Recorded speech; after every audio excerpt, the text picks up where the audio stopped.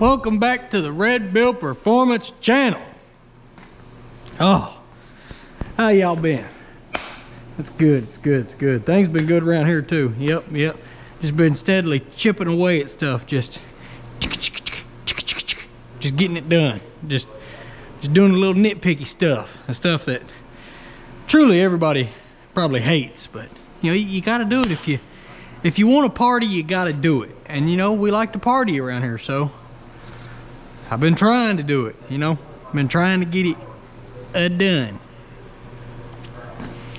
Let's see, last episode, we got the crank in this one here. Yep, we got the crank in it. Yep, sure did. Got the crank in it. We had to go steal a cam out of one of our other engines, out of the PMR engine that's over there. We had to steal a cam out of it because right as we was going to put that one in, we discovered a little foul play on one of the lobes. That was unfortunate, you know, it was unfortunate, but we overcame. But outside of that, the crank measured out beautifully. All the main bores measured out beautifully with the bearings in them. We got a average of 3/1000 oil clearance all the way across. So we're happy. We got 5/1000 crankshaft in play. That's good, that's good. So this right here is looking good, and it's ready for some more stuff. It's ready for some fun bits. And that's what I've been steadily chipping away on today. I got all of my rings filed down. I didn't do the number one, so that way we could open it. You can see how it's packaged, you know, so everything makes sense. So you're not, so in case you're sitting there wondering like, well, how do you know exactly which ring is which? I mean, you know, it just, you know, I can't tell if they're clearly labeled or this or that. But it'll all be explained here momentarily. I got all the rods put together, which I mean, they were already put together, but I did, you know, the big end measurement to confirm its sizing is what the paperwork says it should be. And then I had to put the bearing, and you know, I still got to do, I haven't done the number one rod. I haven't done this big end measurement, which from the rest of them, I'm going to say this one's probably dead nuts because all these were.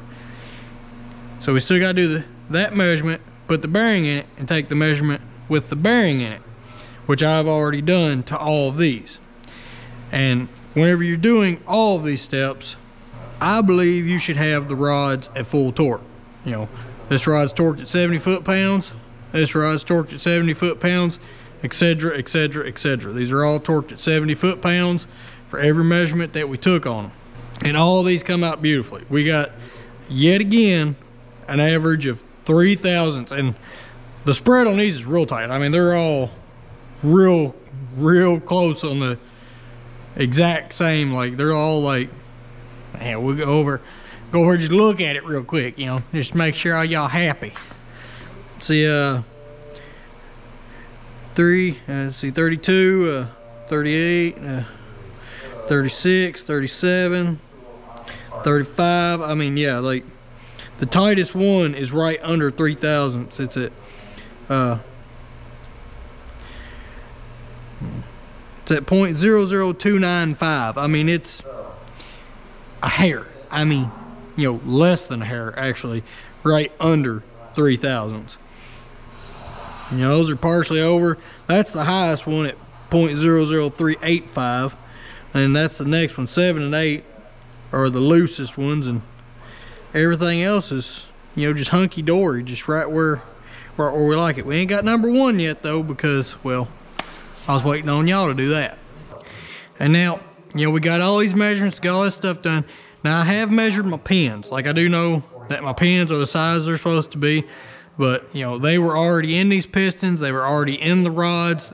They're not a new part. They're a used part that already came out of this engine. So I'm not really questioning the wrist pin sizes, because there's a pretty good chance that they are the size they are. None of them have any damage, and none of them have any weird wear. They're all just, they're beautiful. I mean, this is the wrist pin here that destroyed. Let me get a rag. Let me get rag. Where's rag at? Give me rag, a little bit of rag. This right here is the wrist pin that, you know, made a snack out of our other engine, you know, turned it into brunch, as you would say. And, you know, there's marks on it. I mean, you know, there's a little nick right there, but that mark there, you can barely even feel it. Same with that. I mean, most of this probably buff right up, you know what I'm saying? And it's got a nice little wang right there, but I mean, honestly, like, you can barely feel that. I mean, the material that these are made out of, they just don't wear. Especially not, you know, because the factory rods, they had a brass bushing in them. And then the other thing they're connected to is an aluminum piston. The stuff that these are connected to aren't going to hurt them. Like these wrist pins, whoo, dang. Yeah, they ain't going to get nowhere, all right? And besides, that being said, I don't even think if it was bare metal against the rods, I don't think the rods would hurt them. I just think they're a higher grade of steel than everything else. They're just, yeah, you can do some whooping with one of those. They're tough. And that being said, you know, as y'all have seen probably in previous videos, unless this is your first time here, and if it is, well, thank you for stopping by. But if you've seen in previous videos, I already had all these, you know, sitting in the rods, and these feel exactly the same in these rods here. Like, just a little bit, I mean, they feel just as good, if not better, in these rods than the rods they come out of.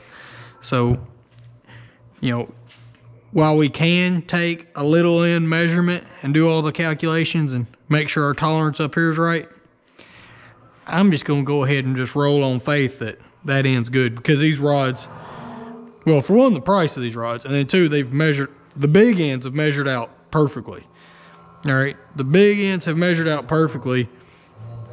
So I'd only expect, you know, the piston end to measure out right, because there's more machining that takes place up here. Like, they actually, you know, had to cut tapers in the ends of them, you know, machine down these tapers. Then they had to machine the body to fit a brass bushing.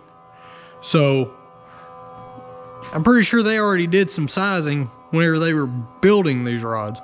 You know, I mean, this end definitely got more attention than this end, at least you would think it would. So I'm not worried about the piston end of the rod. Like I said, I mean, you can grab just any old random one of these. I mean, look, it bounces. Look. Ooh, ooh. And I mean, they're just perfect. Perfect fit. So without further ado, a boo, a shoe, a who, a coo, I don't know.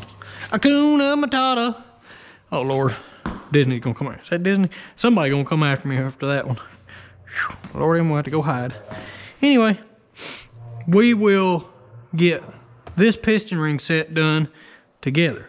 Then once we get this set here done, and where I want it, where I like it, where I need it to be, then we'll do our measuring on this rod here. And then once we get that done, we are going to conjoin the two. We're going to, you know, put all the rings on all the pistons. Then we're going to put all the pistons on all the rods. And, yeah. Then it's going to be a party.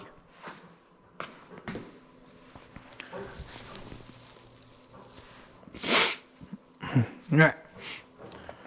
Now for our rings, they're the Mahale cleavates.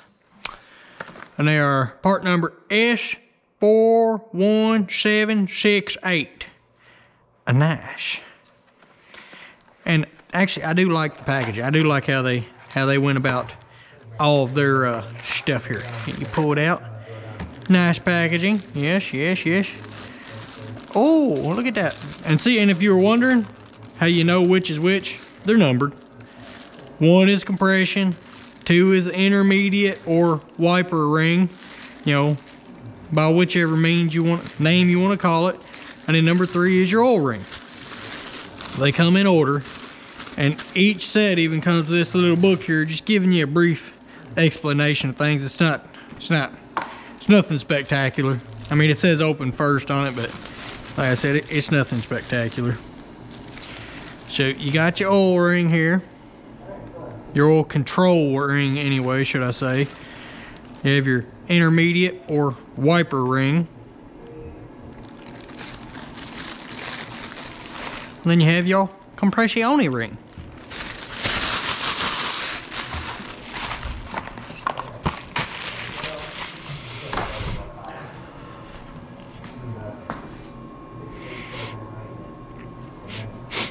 Now, I hear you asking, how do you know your orientation of the ring itself? Like, how do you know which way's up, which way's down, which way's left, and which way's right? Well, all right, they do give you some insight on that, and that little pamphlet that I threw away there, it tells you that the top side of the ring is generally marked, whether it's a dot or it'll have writing on it and actually say like the top. Now your compression ring here, you see that little thing right there? Can y'all see that? Oh, I don't know if y'all can. I hope you can. That little thing right there, that's not a smudge. That's not a defect. That is the said dot that indicates the top side of this ring. Every one of them has it. Exactly same place, same everything. So that is the top of our compression ring. Now why they did that, I don't know. Because once we go down here to this ring, and like I said, I don't know if y'all be able to see it or not. See, this is the bottom of this ring. You wanna know how I know it's the bottom of this ring? Because you flip it over, and right here, let's see if we can get it shined up for y'all. If you get the right light, the right angle, it says top. They actually have it wrote on this one. Now why they couldn't write it on the other one, you know, beyond me, yet again. I don't know. I'm confused. And then our oil ring. You know, last time I checked, I'm pretty sure the oil ring just don't care. Yep, no, the oil control rings, they just don't care. They just go anyway. You can put it in this way, you can put it in this way, you can put it in this way. Hell, you can even put it in this way if you wanted to. But I wouldn't suggest that one. I'm more of a this way kind of guy. But, you know, to each their own. To each their own. I ain't gonna judge you. Nope, no sirree, ain't gonna do it.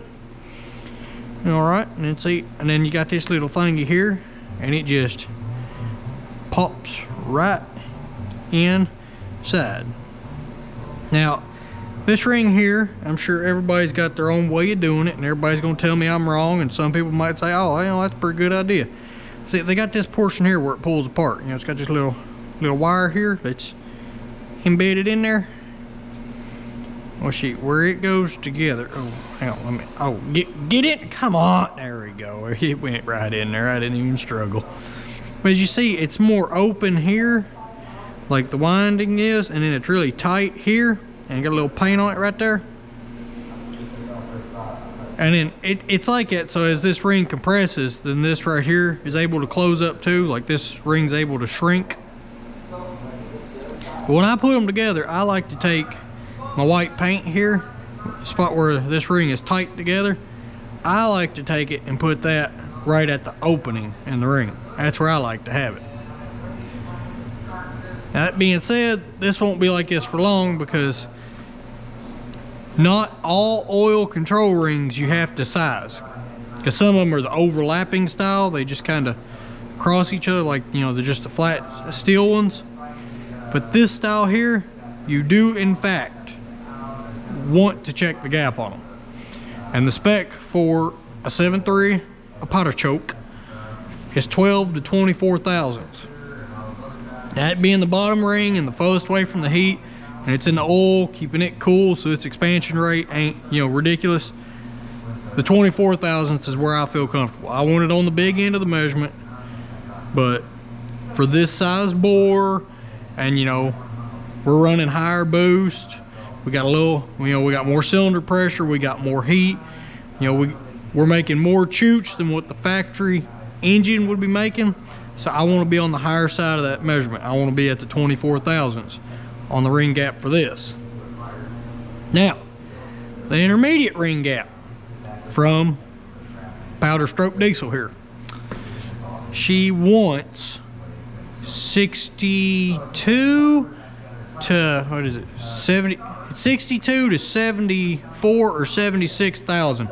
Yeah, it wants you a big old honker of a boy. And all the other rings, that one was at 62 thousandths.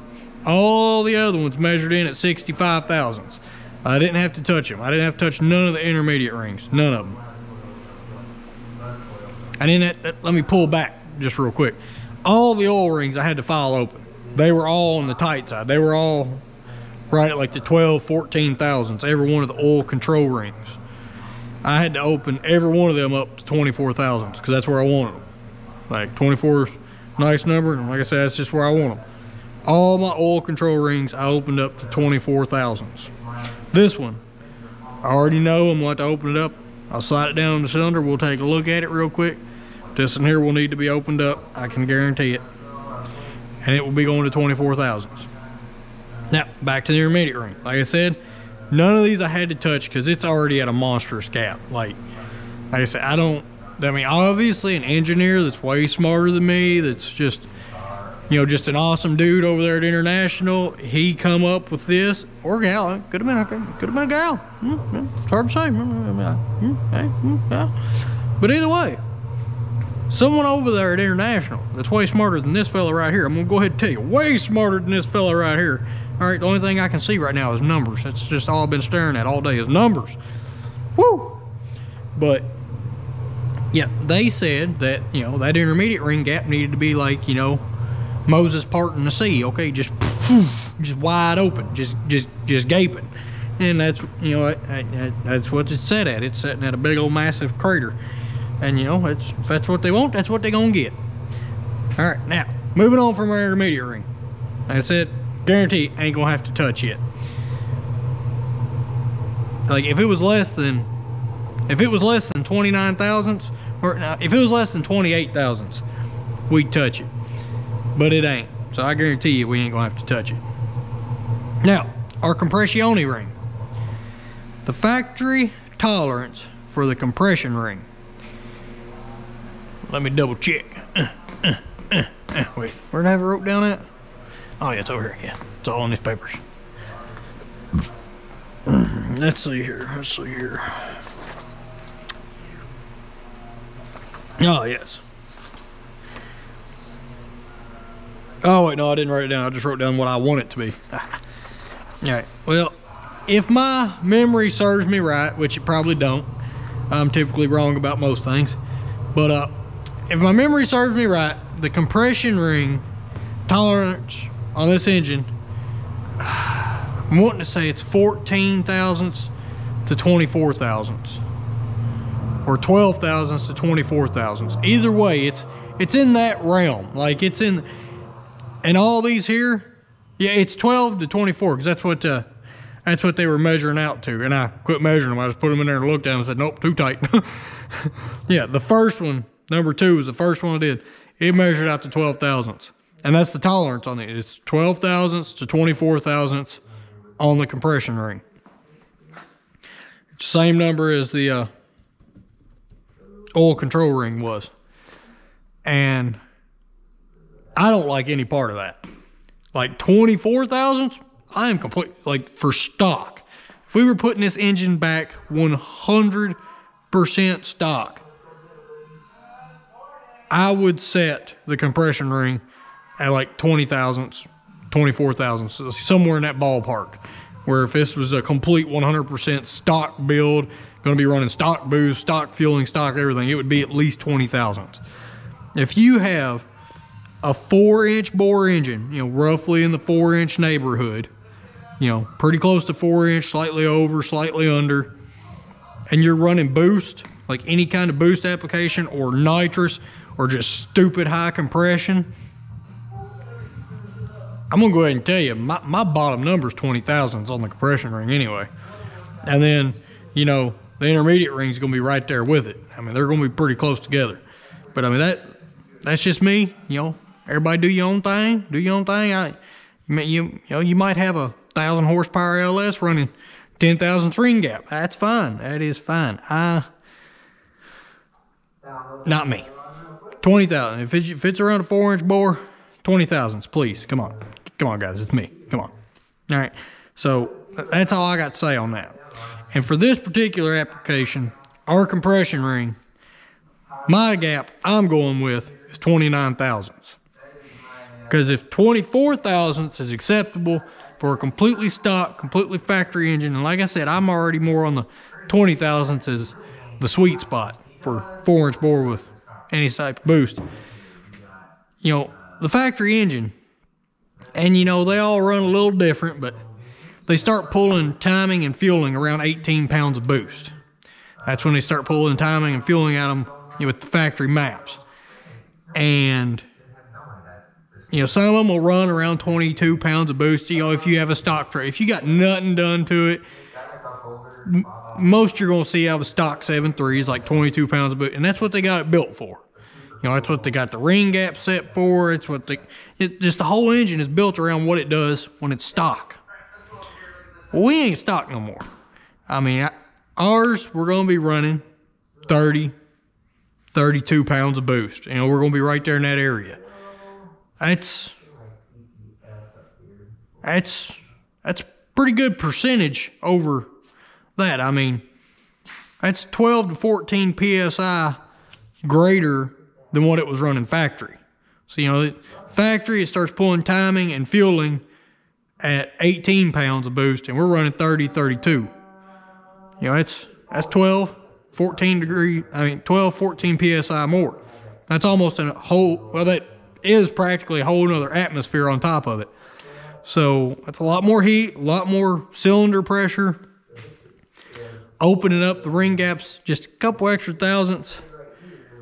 It's not going to hurt a thing. It buys you a little insurance that, you know, say you do get her really heat soaked, you get her in a real long, hard pull, because it's a street truck. You know, this engine ain't being built to just make, you know, a real quick sled pull or a 10-second drag pull. I mean, it's getting built to, you know, go out on the interstate, you know, go out and set in somewhere. I mean, you know, West Virginia, maybe out west in the Rockies a little bit, like whenever some of those places, when you set into a pool, you're in it for minutes and minutes and minutes. Sitting there at full EGT and just letting her chooch. So I like a little room for forgiveness. That's just me, you know. It's just me. Yeah. That being said, let's get these rings in here and see what we need to take off of them. First thing you want to always do is make sure you ain't got no debris on your rings. You don't want no debris. You don't want no debris, because, you know, debris is bad. It could, you know, scratch up your cylinder and make you really sad. I didn't see it, and then this is the top side. You know, once the piston's in, this is how this ring's going to be sitting. So you just take it and you just go whoop, and then you just do a little spinny spin. You see that? Now we gotta go get a piston. All right, here's our number one pistone. Make sure it is also clean of debris. Give it a few smacks, and you just take it. And I like to go deep. I mean, everybody's got their own philosophy on this. I like to go deep because I already know from previously measuring this engine that the cylinders do have a little taper to them.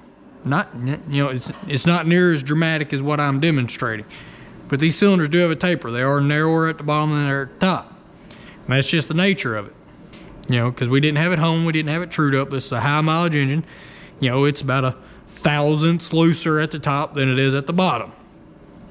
Roughly, maybe 0.5 You know, I'm just using easy to speak numbers here.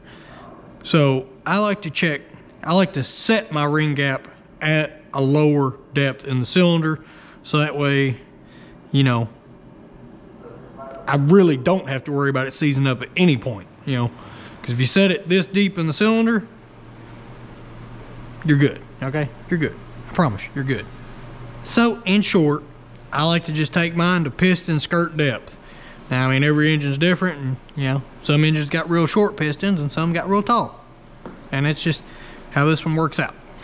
And then you just pull it right out, and then you see that piston right there. Look at that EBO gap. I can already tell you that ain't gonna work. It ain't gonna work. My nose is itching me. Quit it. All right, see, look, we got this feeler gauge here.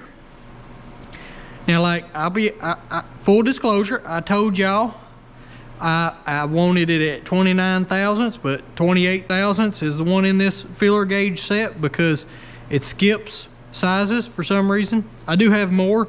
I just, for some reason, I don't know. I like this one. All right. So 28 thousandths will get us where we want to be. And if it's just a hair bit loose on it, then it's probably 29. You know. All right, we ain't splitting hairs here. Come on, people. But yeah, let's see here. Yep, nope, that ain't gonna fit in there. It ain't gonna fit in there today. It ain't gonna fit in there tomorrow. It ain't gonna fit in there anytime soon. So that being said, we're just gonna not set that there. My luck, it'll fall down there and whack a journal. We'll set that there. And then we're just gonna evenly pour a ring up out of there, just like so. And that's another thing, I didn't say that before, but whenever you put your ring in, as soon as it's in there, like it's, you know, about a 1/4 inch or so, once you get the pretty much where it'll hold itself, go ahead and rotate it. Because if you push it all the way down in there with it upright like this, it will leave a line in your cylinder. Like the edges of it will leave a hard line, like it'll push through a lot of your cross hatching. So don't do that. And then whenever you pull it out like I just showed, you know, pull it out like this.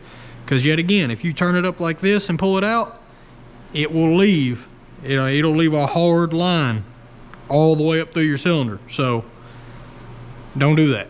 Just don't do it. You know, pull it out as even as you can. And these are hardened, like these are made out of a really, really high carbon steel, so they are brittle. So try and pull them out even. If you get to twisting on them or yanking on them, you're gonna be sad. You're gonna be real, real sad. Now, enough of that. Let's get over here to my means of filing these. And I mean, this right here's probably gonna hit on some controversy, because I just got the good old Harbor Freight Oregon chainsaw sharpener. And I'm gonna go ahead and tell you, it's great for doing these. Which, I mean, if you've ever seen a ring filer, like the kind that puts it in the little stand and then has the little wheel that's quite similar to these, it's probably the same material. But then you can sit there and just zzz, zzz, zzz, zzz, zzz. Now, this is the same principle, but instead of the ring being held in the mechanism and dropping it in there, you are the mechanism. Now see, I'm just gonna show you how I do these real quick, and I've been doing this way for a long time with little to no failure rate whatsoever, hardly ever, maybe every once in a while. But you know, this is how I do it, and it works good for me. So let's just get on with it. Oh, they got a light on it. Huh, didn't even know that. Anyway. Yep, and you want to try and stay square with it. You want to do your filing as square as you can. You know, keep that natural geometry that it had. And that right there. Flip it over to the other side.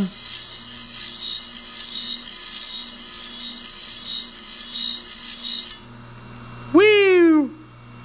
And then you want to knock off any hard edges. Just do a light wee, and just do a light,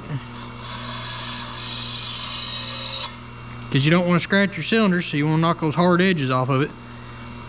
And I know this right here is going to throw a bunch of people into a conniption fit, because I know there is so many people out there that are team, you got to use a hand file and you got to keep your edges sharp and crisp, but blunt enough that they don't, you know, scratch the cylinder.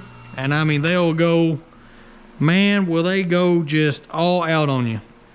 These edges here don't have to be that factory sharp crispness that they were. As long as they don't scratch the cylinders and they don't touch each other once they're in the cylinder, you know, once they get hot and expand, that's all that matters. Like, this does not have to resemble the factory edge. You can have round, you can have radius corners to it. It's going to be fine. I promise you, it will be fine with radius corners. Radiuses are actually better at dissipating heat and pressure anyway than a sharp corner. That being said, yep, that's the top side. See, we got our little bitty dot there. Let's put it down in here. Rotate it. I need to get a pay stand. He did what in your cup? Push her down here to where it was before. And then see, and I like doing it this way, especially if you go by a skirt, because then every time you're doing it, you're pushing it in the exact same depth, because you're just going by your piston. I mean, You know, simple trick. It's in the same spot every time you do your measuring. I like that. Where'd my filler gauge go? Let's see. Did I get it on the first try, or are we gonna have to do it again? Oh yeah. Yeah, and I mean, just barely has any slop around it. Just pinka, pinka, pinka. Yeah, that's nice. I like that. That's happy. That's probably like dead nuts 29 thousandths. I like it.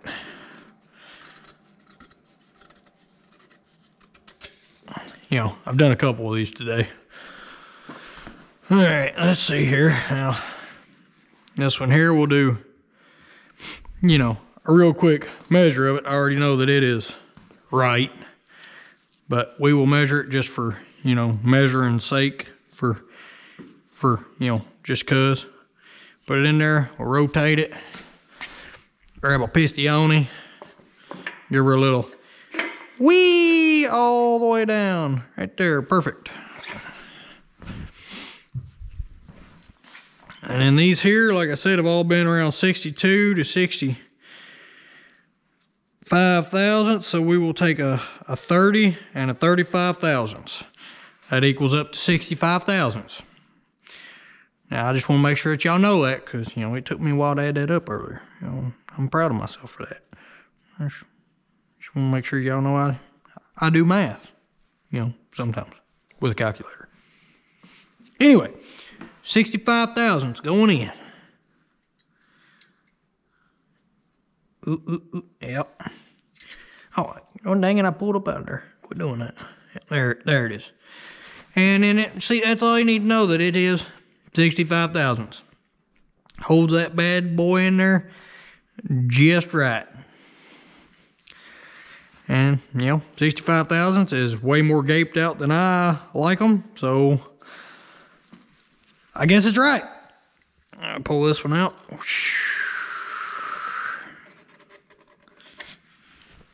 Done. That is an easy one. I'll take this one apart, and like I said, we're shooting for 24 thousandths on this one. Now, I don't mind the oil ring being a little tighter. You know, the oil control ring. I don't mind it being a little tighter. And oh yeah, and another thing, be careful with these. These are way more bendy and way more fragile, but they're still made out of that same high carbon steel. These will break very, very easily. So just, you know, don't be real aggressive.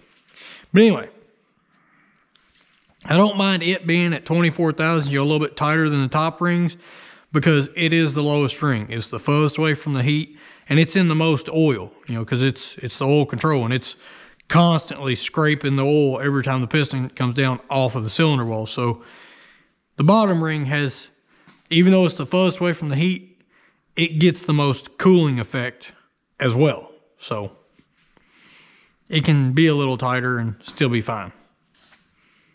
Piston, that's what I was looking for. So why didn't y'all tell me? Y'all just over here let me stare at stuff. And this in here, do not let go of the piston, because like I said, this ring here is much more, it ain't got no tension is what I'm trying to say. I let go of this piston, shoo, she going right down to the crank. Go ahead and tell you right now. Go ahead and tell you. All right, done. And I can already tell you this, wait, that's 28. I grabbed the wrong one. Yeah, see? Good thing I learned how to read earlier today, too. That would have been a mistake. I think I told the lady here to hold my hand right now. But yeah, 24 thousandths. Now, as you'll see, let's get in here. Yep, no, see, that ain't going in there. Ain't no way, ain't no how. Ain't a happening. So, take that ring out, and we'll open it up. Whee! Oh yeah, back to the wheel of controversy. Dun, da, da, da, da, da, da, da, da, da, da, da, da. Just do a little walk. Just do a little walk. Little walk in the park. Ooh. Just do a little walk. Just do a little walk. Do a little walk in the park. And for those of you that are concerned about this and being all like, oh, you're putting too much heat in that ring, you're doing it too quick, you're eating off too much at one time, I can hold it. All right, it don't even melt my little latex rubber glovies. Like I'm not getting. It's not hot. That's what I'm trying to say. It's warm, but trust me, it's gonna see way more heat than that. Guarantee it. All right, now just bevel off the edges. Bevel off the edges. Get all these edges beveled off. Now, like I said, if you want to take a hand file and get your rings perfect, you go right ahead. I ain't gonna stop you. I ain't gonna advise against it. You know, you do you. But this is how I do it.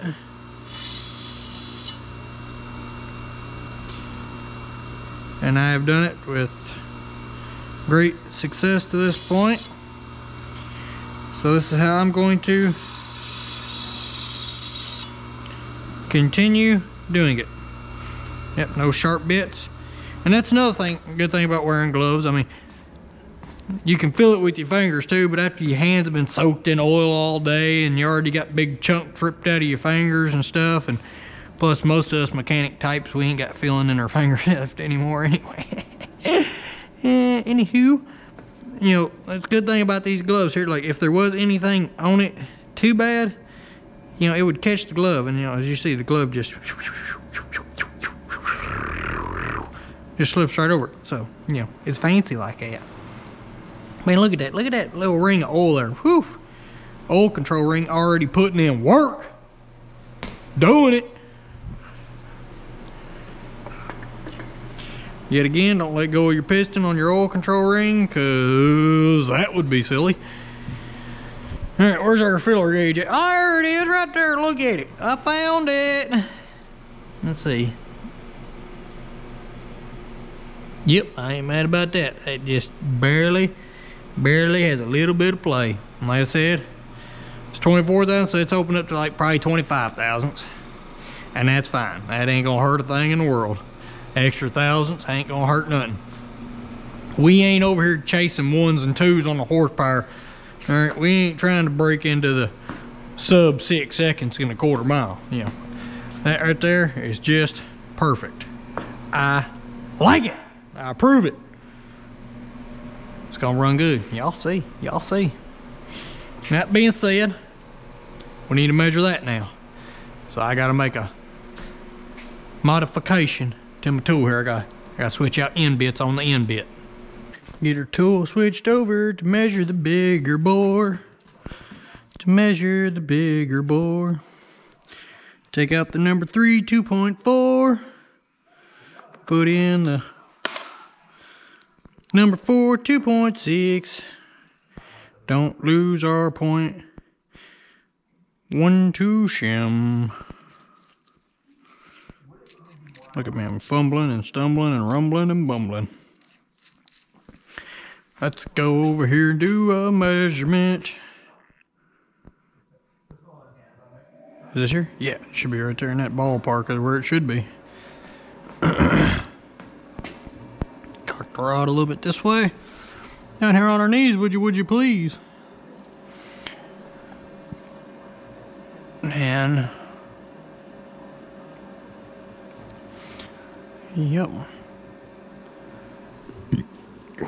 Excuse me. Yep, right there, right on the money. Turn it in the bore. Yep. Yep. Sweet. And we come over here, and I know where it's at, so I can slide that back just a little bit. And we are going to check our sizing. Check our sizing.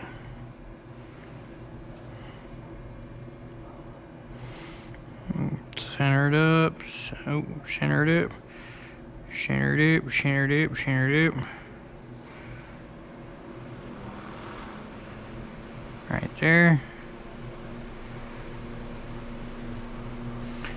Make sure we are centered in our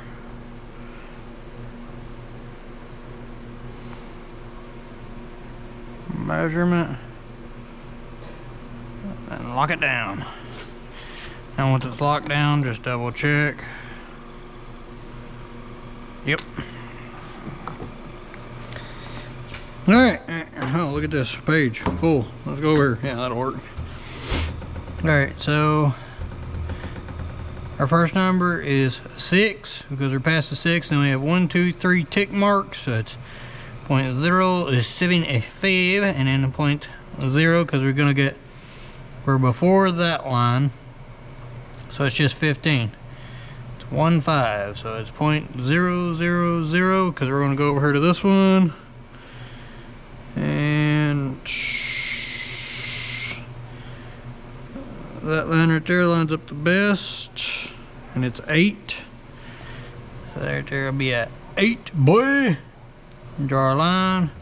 We're doing it here because they're all adding these up, and they're all 2, so it's 8, 0. Bring the 1 up. So it's 9. That's a 6.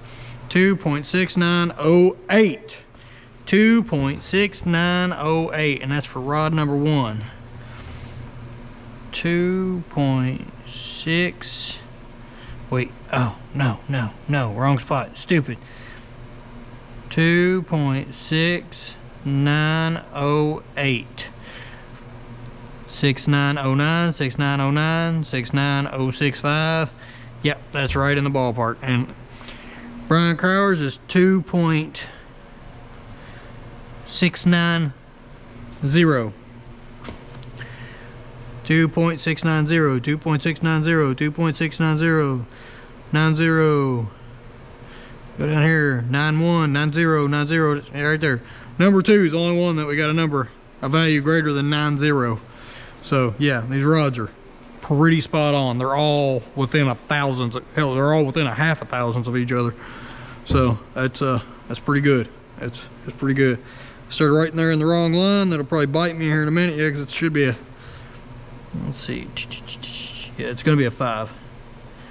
That number there will be a 5. Guarantee it. Has to be, actually. But that'll be a 5 once we put a bearing in it. And if y'all are all wondering truly why I do it this way, well, I get my little thing here. I just mark where it goes to on the gauge, and then I measure it with the micrometer. It's because the micrometer is more accurate than this. And I know that might sound a little crazy sitting here going, well, it's more accurate than this, but I'm measuring off of this, so this has to be accurate. The value that it gives me, like whatever number the needle lands on, or wherever that lands, that is accurate. Once I measure this, compress it to the point in which it stopped, that is accurate. Like it accurately depicts this value down here. But this number gauge does not read right. Because if we were to put in the value that it just gave us, because let me see here, and I've measured these, I've checked this. The size of this is what it says it is, obviously, because it does the numbers. I've measured these bits, I've measured the spacer it's in here, because we're running the 0.12 spacer, you know, that's what we're running in here. See that spacer right there? That's the 0.12 spacer. And we're running the number 4 2.6 inch dowel. So this right here measures out to 2.72 inches. That's what this measures out to. 2.72 inches. And now this gauge here, it says that it measures at 0.25 inches. And that's not 25 thousandths, that's 250ths, or however you say it. Like that number is not just, the labeling that's right there on this gauge is not right. That labeling is right. This gauge measures within half of a thousandths. Each little tick mark is a half of 1,000ths. That number is right. That's what the gauge reads in. That number is not right. That number is not right. That 0 to that 25, that decimal should have a 0 after it. But that's not the problem here. That little labeling is not the problem. The measurement we just took, like whenever you put this here in that rod, it doesn't just barely move and go right there, and then that's what we're reading. It does a full rotation, and then we're reading it right there. And if you do the math on that, that equals up to, because from that 0 to that 25 is 0.025 thousandths of an inch. And I have double checked that. I have took the micrometer and sat here and played with it forever, and I know exactly what the values are. Like when you put 1/1000ths in on that micrometer, when you make a 1/1000th adjustment, it goes one big line movement. That's how I know that this gauge actually reads in half thousandths. So it goes here and then it goes here. That is that much. And then it goes 2 big ticks and 1 little tick, or 1, 2, 3, 4, 5 lines. It goes a total of 5 lines past 0. 5 lines past 0 is 2.5 thousandths, which is that value, 0.025. When you add that up, it gives you a value of, basic mathematics, 5 stays here, 5 plus 2 equals 12, so the 2 comes down, the 1 goes up, that's 4, make it 5, let's see, and then you have 1 0. It's 0.0525. That is the number that the gauge is giving us. 0.525. That is the number that the gauge reads to us when it's in the exact position that it is in that rod. So you take that number, 0.0525, and you subtract it from that right there. And whenever you subtract that from that, this is the number it gives you. 2.6675. That number is not that number. 2.6908. That's the number we want. That is not the number we want. Because, I don't know, like, needs calibration. I don't know what it needs. But whatever this is inputting through to here is not equating to the right value on here. Let's see, how much would it have to be to get that number? Very, very little. Let's see. I actually haven't done this one. 272 minus 26908, which will equal out to 0292. So, from this size here, which is 2.72 inches, that is this total length from the tip of that pointer to the tip right there, is 2.72 inches. And we only need to take just over 29 thousandths of an inch. And see, since that button's almost maxed out when I push in, that button probably only has a range of 30 thousandths. So, yeah, it's not the right gauge for this. This gauge needs a gauge with a total sweep of 25 thousandths probably. And it has a total sweep of 50 thousandths. And that's why you cannot trust what this is.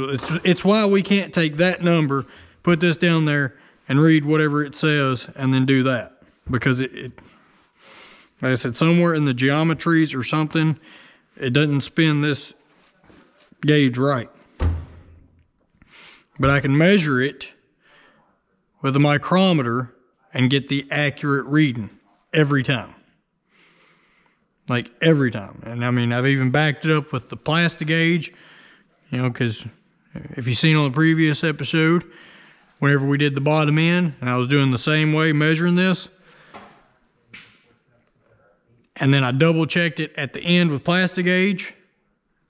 I mean, it's all right here. I mean, all my measurements of 3 thousandths, you know, that came out to 3 thousandths on the mains, the plastic gauge was right there with it. Dead nuts, 3 thousandths. So I trust this method. And like I said, I've measured this thing multiple times. Like I've I've made sure that I'm not crazy multiple times. It doesn't do what it's supposed to do. Like, it works well enough to give me accurate measurements with extra steps, but that's only because I took my time to, figure out that this thing wasn't right. And yeah, that's one thing you have to, buyer beware. You're buying stuff off Amazon, you have to at least make sure you have quality enough tools to check the tools that you're buying. Like, I mean, I know it's a crapshoot. It's, I guess I'm lucky that these actually read right. So that way I can actually verify that my other tools don't read right. But nevertheless, that's why I use the micrometer to check it, because this doesn't read right. Now, that being said, all that hubbush off to the side, we have an engine to put together, so we got to get this done. We ain't got time to sit there and talk about it all day. Now I need to get the bearing in that rod and get it torqued down so we can do this measurement now. And all you got to do is just switch out to that shorter bit, and then this measurement, I think, comes right over here somewhere in this general area, right over in here. So let us get this rod took apart. Yeah.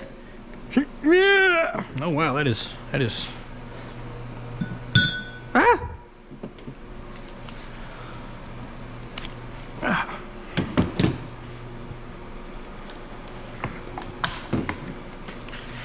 That's right, I'm using a chrome socket on an impact. What are you gonna do about it?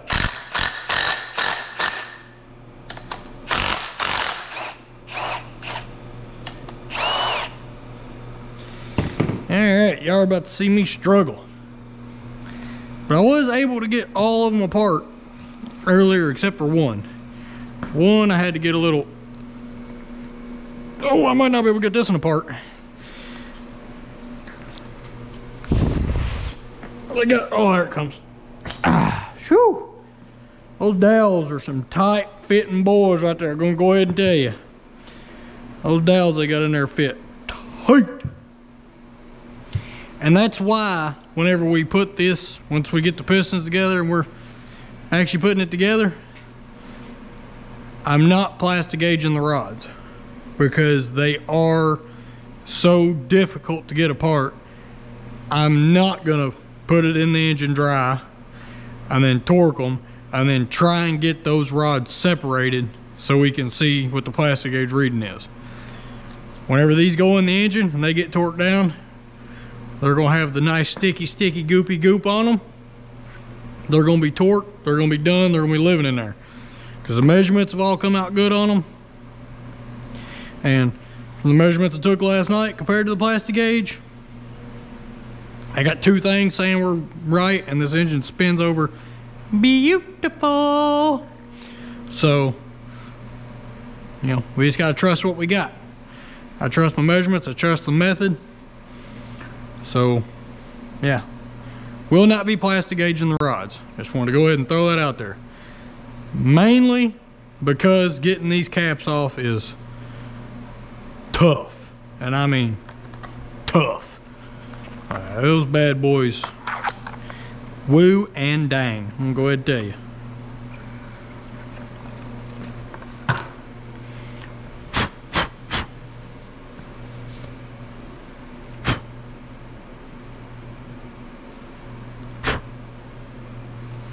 Sweet.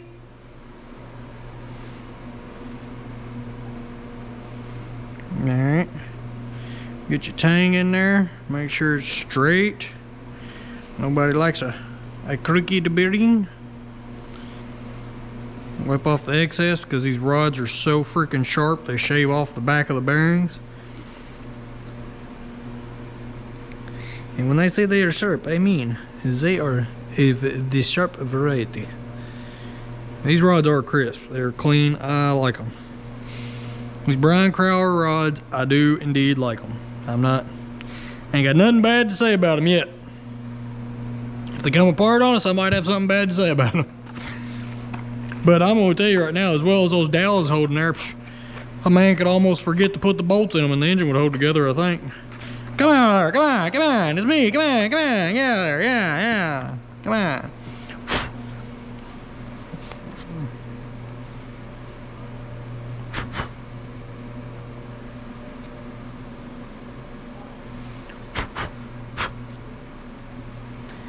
Clean. Itchy nose.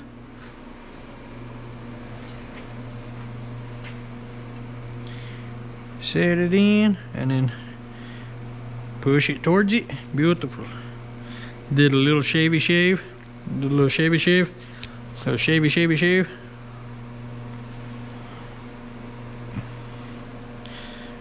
Make sure it's seated and even.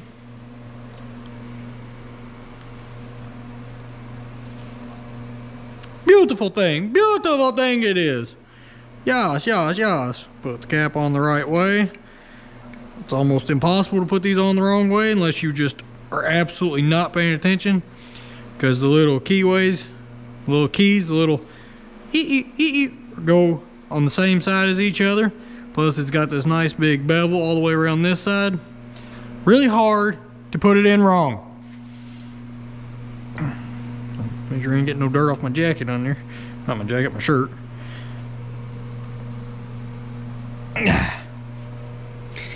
So strong, so strong. Oh, man, I'm telling you, those things are brutal. Alrighty. Booyah. Alright. Mr. Torquey Stick. It's my Torquey Stick. Ah, yes. Make sure you got soft jaws, either aluminum or plastic. I have the plastic variety. Don't need to over tighten it. Make sure that the jaws do not contact it anywhere. What are you set to? Oh, you're already set to 70 pounds. I left you turned up. How dare I? Now it's at 70, but I'm not going straight to 70. I'm just kind of, that's snug. That's snug. I can feel it. Oh yeah, it's about the same as the bottom.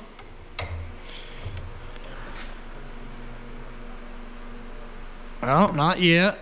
Probably really close. There it is. Nice, slow, smooth.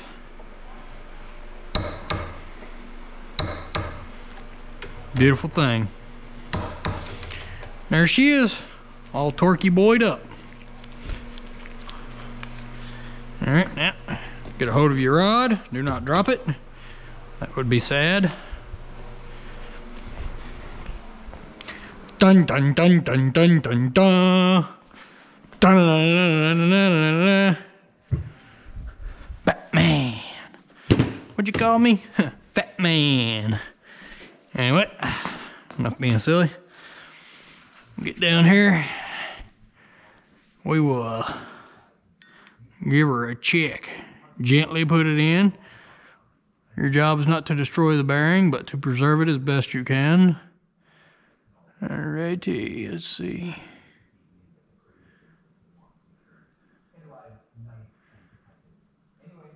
Alright.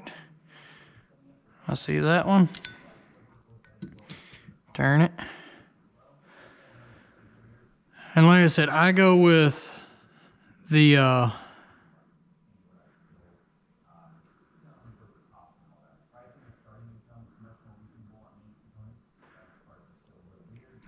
smallest number, the smallest reading. And the smaller the reading, the further it pushes the gauge. So.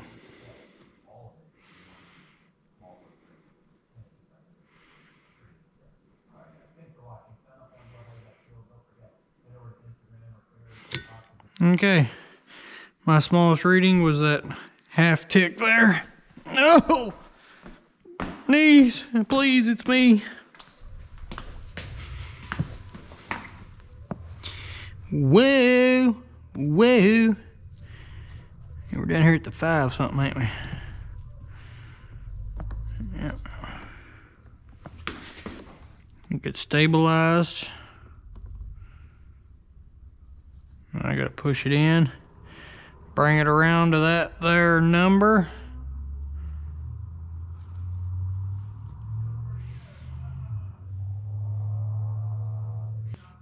Cool. Cool. All right. Quick reading. All kinds of numbers. I know it's what y'all signed up for. Let's see. Yep, we're just over the 5, so it will be 0.5 and then 0.0 0.01 because we're right before that second mark there. Then we're gonna go to the old 4-digiter here. See, I'm gonna say it's probably that 8. Let's see, we'll say it's at 8. So then our number is 2.5018. That sounds somewhat familiar. Let's see what the rest of our number is. 5019. I mean, that 19 and 18 can be discrepancy of me. And then, 519, 5024, 5024, 5019, I mean, that's what I got everywhere. So that discrepancy of the 8 and the 9 there at the end, that 1/10 of a thousandth. I think that's what that is. 1/10 of a thousandth, or 1/100th of a thousandth. Small numbers. Yeah. Not much. All right, let's do some basic mathematicals here. We got the 2.5018 minus 2.4990, which will give us a grand total of 0.0028. It's always got to be one of those guys, huh? Oh, that one was 0.0029. So we had 2 of them that were sub 3 thousandths of an inch. See, we had a 0.0028 up here on that main.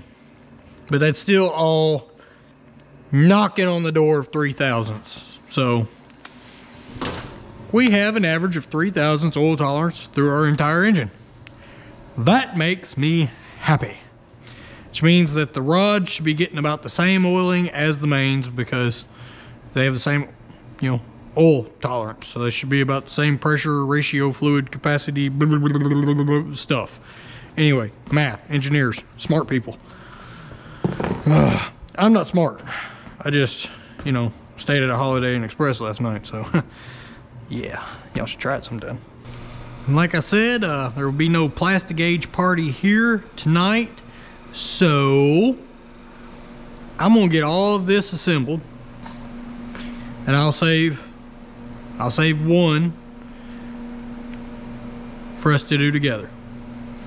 But I'm gonna hop off here real quick, get 7 of the rods and pistons and rings and all that good stuff put together and ready to rock and roll.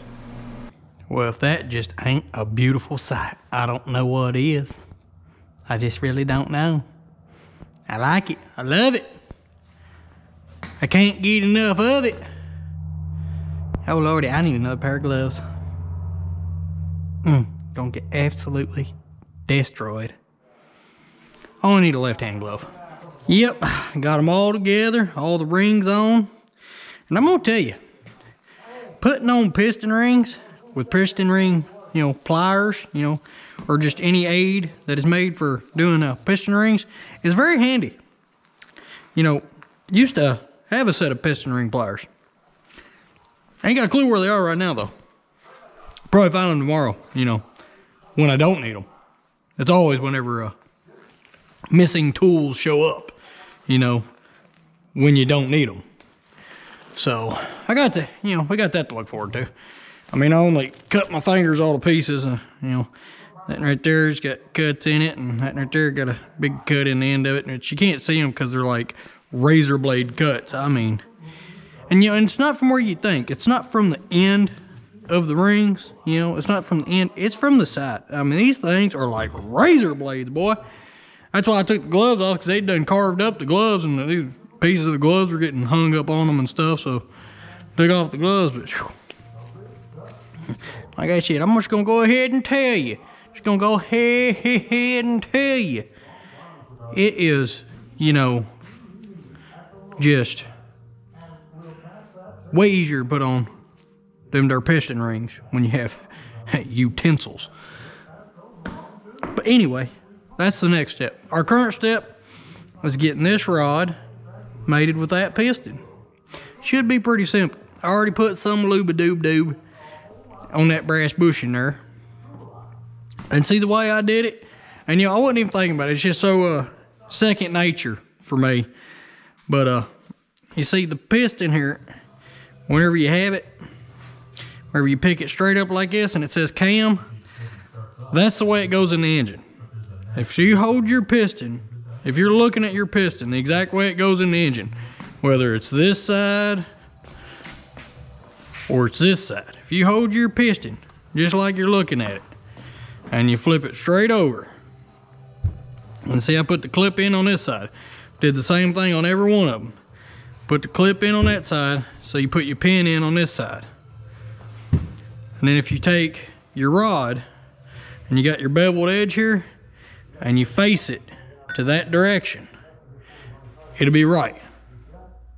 At least, you know, for me, that's how it worked out. That's how it normally works out if you have a V8 engine, because, you know, like I said, the rods are directional. Like this big bevel has to go towards the crankshaft, and this flat side goes towards, you know, its fellow mate of a rod. So this beveled side, and this is number one. Let's see what's number one cylinder. This one here. And see, this is how the rod will go in the engine, just like that. See the beveled side, and then it will be mating up against the crank. Well, no, this one will be sitting like this. Yep. Just like that right there. The edge of the crank's right there. This beveled edge will go right there against it. Number one cylinder, but it will go in just like this. And then once you pick it up and you look at the piston and it says cam.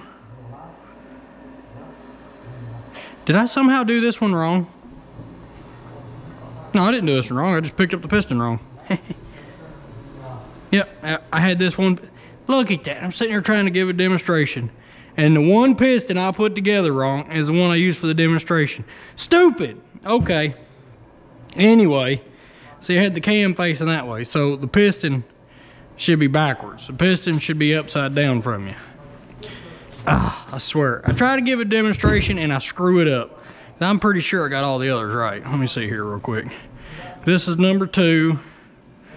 On the cams, because see this marking here where it says cam, that's because it goes up towards the cam there. Let's see. Yep, I got that one right. Okay, so yeah, and I probably got the rest of them right. And I will double check them. I will triple check them. Never fails.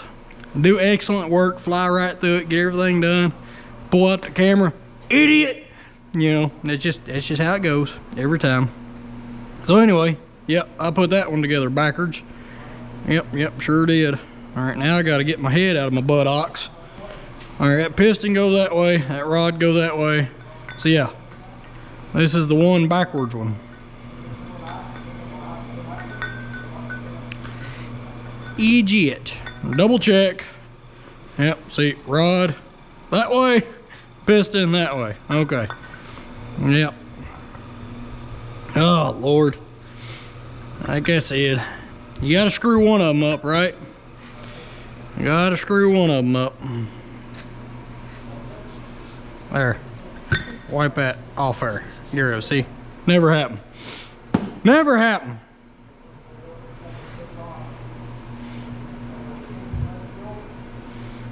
No, I need, never mind. Hang on, guys, I know, I'm sorry, I'm killing y'all. I'm killing myself too, just so y'all know. The one has to be on that side because I have to keep the orientation of all the pistons the same.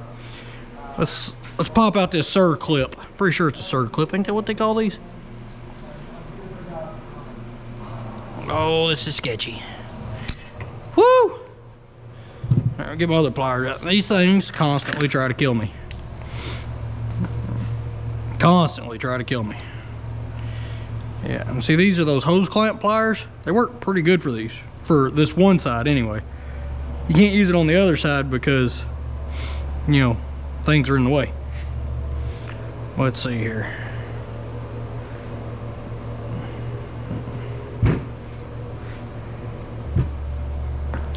I want it on this side, I think.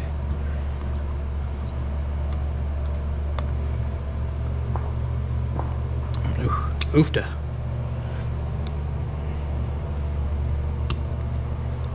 Oh, come on now. Like I said, I put 7 of them together flawlessly. Run through them. Get down to the one where I want to do it on camera, and I just can't do it. There we go. There we go. Performance anxiety. Much. All right, let's see here. Well, it's gonna go in together just like this.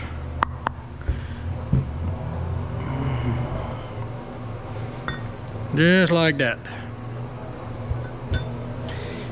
We will see very shortly if I'm doing this right.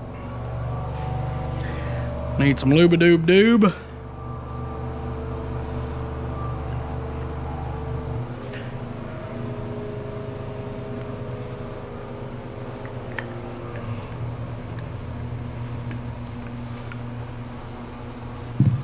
There yet. Alright, roll her around, get her good and moist. And then before I put them in, I'm also going to put more down there in them. I'm going to make sure that this is good and soaked, because a lot of this gets lost, you know, when it's making its voyage in here. If you hold your mouth just right, it'll go. Let's try this again. There we go. Yep, there it is. See? That time it went right in. Right there. That's what it's supposed to do. First time, every time. Why is all this keep sliding around? I'll never understand. Just stop. It's me. Come on, guys. It's me.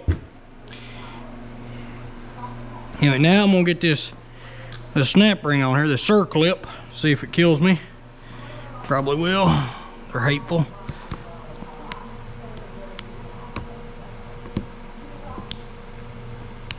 Ah, yes. The first thing to go semi-smoothly since I turned on the camera. Aha. There. Now, we have 8 pistiones and rods.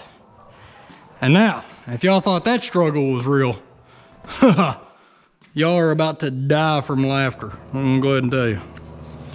Yeah, if y'all thought that looked like a pig playing with a football, man, just wait till I go to put these rings on. And you know, the first couple, I stumbled, but by the time I got down to the last one here, you know, I started at 8 and I went to 2. Like, I literally I was just setting the rings right on, like I done got my fingers and my technique down, even though they were cut all to pieces.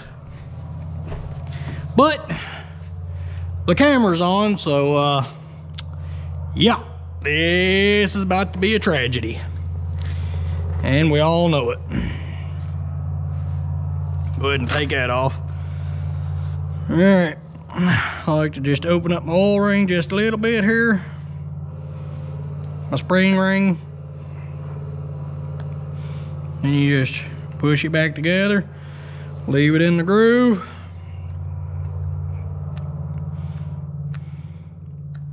Walk that one right down, put it over top of it, no big deal. There it is, lined up just how I like them. And then, you know, you get your intermediate ring or your wiper or whatever you want to call it, marked by the top right there. And you'll just, the way I found it is you put one side in, leave one side up, and just kind of work it right around. You gotta try and make sure to have a good enough grip on it that you don't scar up your piston as you drag that corner down. Then you bring the next edge over into the next lip, do a little pull out. And this is where you gotta be careful walking your finger around it, because that's where it slices you all to pieces. You know, I'm just gonna go ahead and tell you. And then you just do the same thing here. If I can get a hold of it, get down into your next groove, put a little pull out pressure here, and then you just walk it right around and it pops right down into the next spot.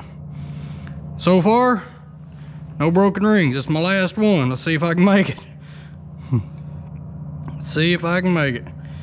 Put that one in there and then just walk it on around. And yet again, be careful if you use this technique, because man, these things will cut you. But see, once you get it popped in the groove, it lowers tension here where you can pop that one over. And bada bing, bada boom.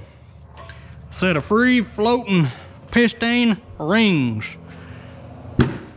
Booyah, baby. Done. Can't believe the rings actually went on there smooth. The other bit of it was a fumble. Oof, disgusting. All right, now, enough said. We're gonna rotate the engine over. We're gonna get her uppy sided down. We're gonna pop in all the oil squirters real quick. Ah, it burns! All right, ladies and gents and ladies, it is time. It is time to put in some pistones. And we are gonna start with the even side bank. We're just gonna go ahead and get this whole bank worked in. Get the crank down here and away from everything. We'll start with wait, did I say even side bank? Wowza, that's wrong. Odd side bank. 1, 3, 5, and 7. We'll get them put in first. What are y'all doing? Y'all getting a bit reckless, ain't you? I mean, you just about ready to ramrod all these pistons in there? Is that what y'all are about to do?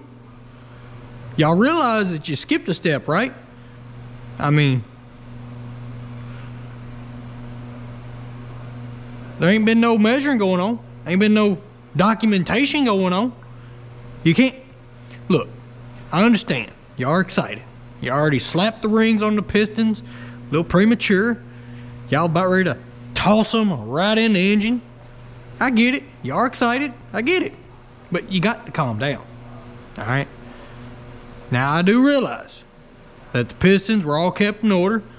These pistons came out of this block. These pistons are going right back in the exact holes that they came out of on this block. I get that. But you ain't got no documentation of it. You ain't got no proof of it. I mean, you know, you could be lying to me. It's hard to say. I could be lying to you. You don't know. So, you know, you got to take the steps. You got to document things. Now, while y'all's over here partying, I done went ahead and took care of 7 out of the 8 of them for you.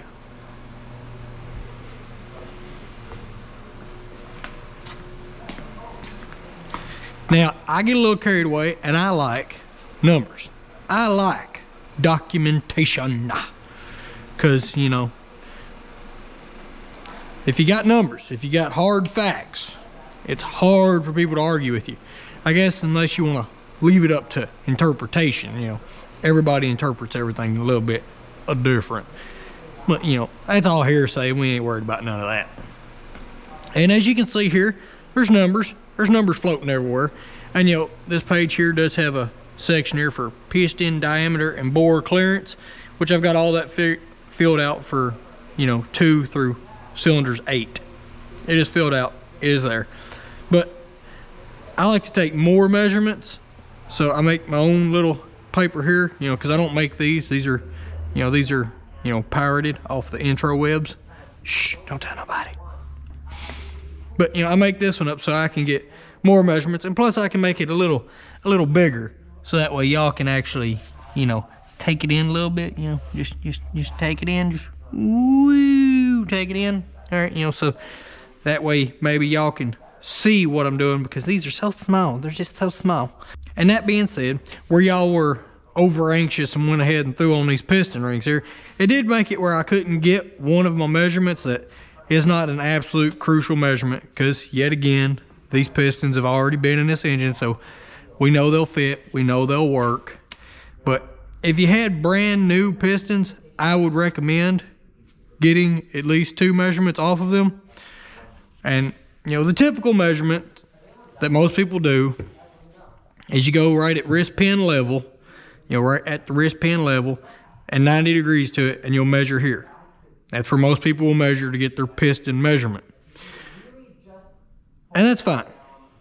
But if you have brand new pistons and you're doing, you know, you're putting them in your block or your build or your whatever for the first time, I recommend taking really as many measurements as you can all the way around it. That would be ideal. But you need to get that one, and I recommend getting one, you know, at least 90 degrees to it at the, you know, at the pin, which the way that this piston's made, there's no flat spot, you know, that is at full piston diameter at the pin anywhere other than right here at the ring land. And the ring lands, you know, these spots here typically to be a little bit smaller than what this measurement is. Typically, sometimes. Yeah, you know, they'll be like 1,000, 2,000 smaller.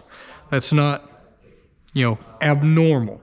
But where we already have the rings on here, I can't get an accurate measurement at this area, so we're not going to worry about it. And why wouldn't we just jump up here where we got this nice flat spot? Because this is the smallest part of the piston, at least these pistons.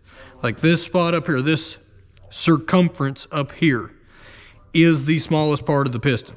So any measurement you take up here will not signify the actual size of the piston.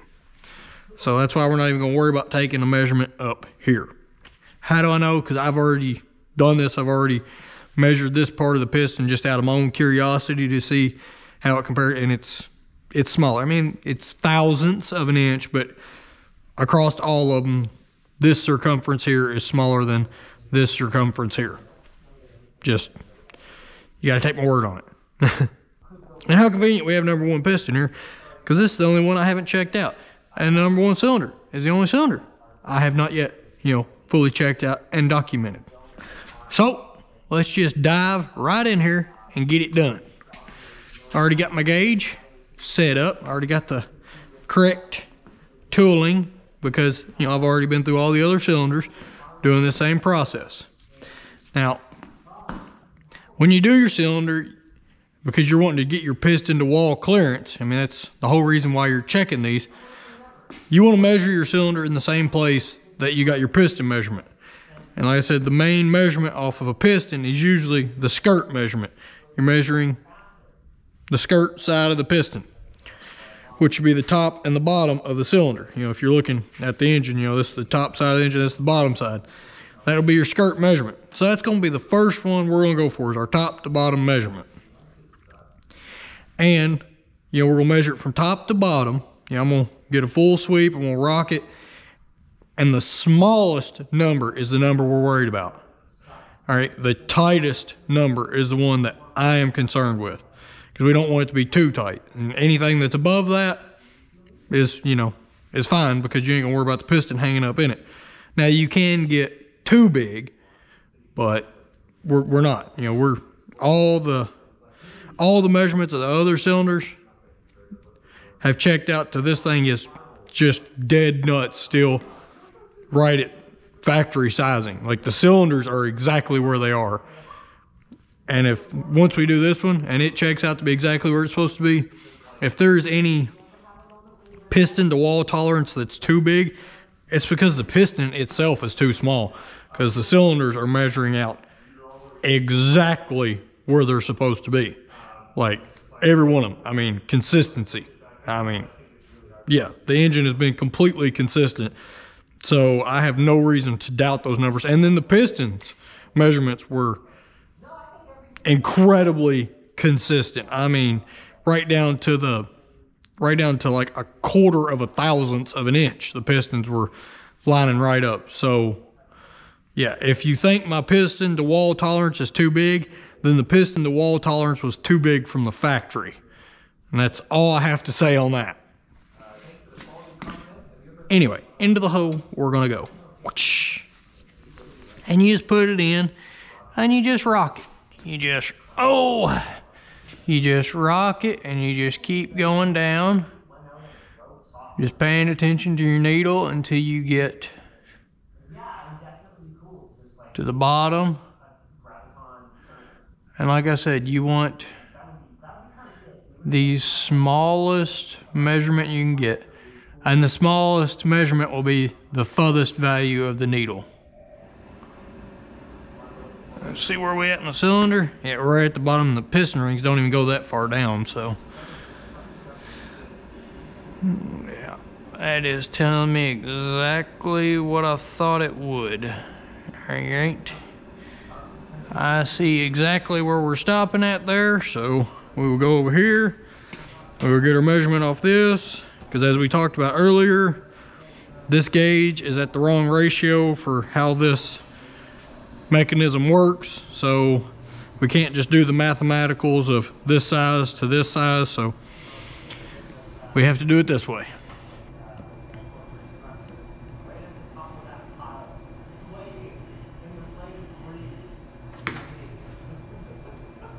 Back it on off to your sister's house. Right there was, see, I just need to make sure that I am centered in these. Ooh, back it on off.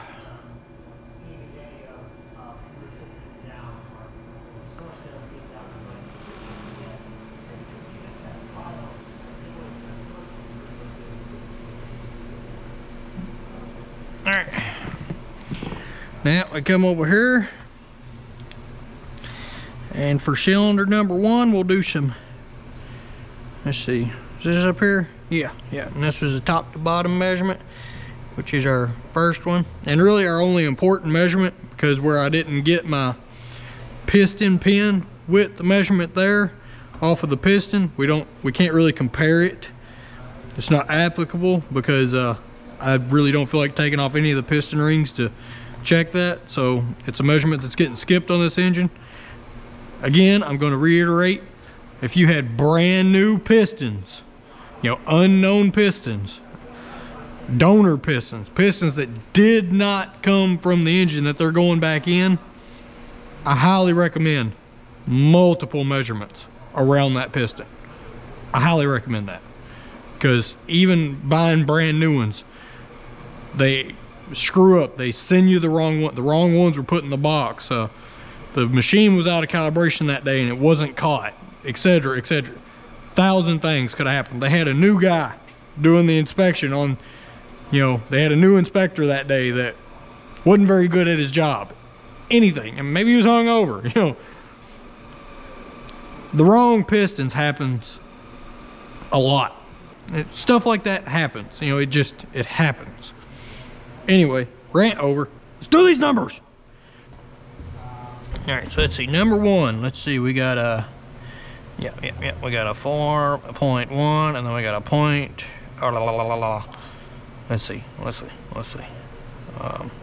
Yeah, it's past that. So it's that. That's 0.000. Let's find our next number. Y'all gotta be patient with me. I've been doing this all day long, and my brain is nuked. Tired of just seeing numbers. Just gonna go ahead and tell you. 41102. Wow, that is a common number. That's the top to bottom. So it is 41102 thousandths of an inch. And if you notice, that's a pretty common number in this category. The cylinders have been checking out, pretty a-okay. All right, now let's get the front to back measurement of the cylinder. And see, and that is a handy number to have on the cylinder. You want at least 2 measurements on the cylinder, because it lets you know how far out of round or egg shape the cylinder is. And there is a spec for that. I think the minimum out of spec is like 2 thousandths of an inch. Like it's 2 thousandths. If it's over 2 thousandths of an inch out of round, they recommend you getting an engine, trued up, bored, having a professional do his job. Now, let's do our or front to back measurement. Alright, let's see here. Whoop, whoop, whoop, whoop.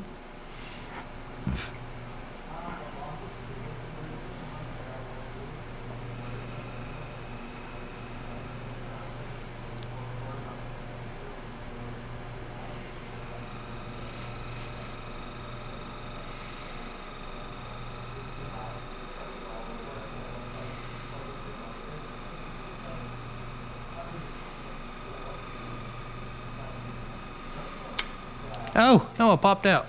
But all right, I saw what I needed to see. Saw the number I needed to see.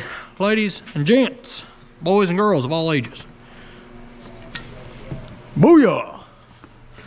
Yeah, front to back measurement is still 4.1. And then it's a, okay, so it's a 009.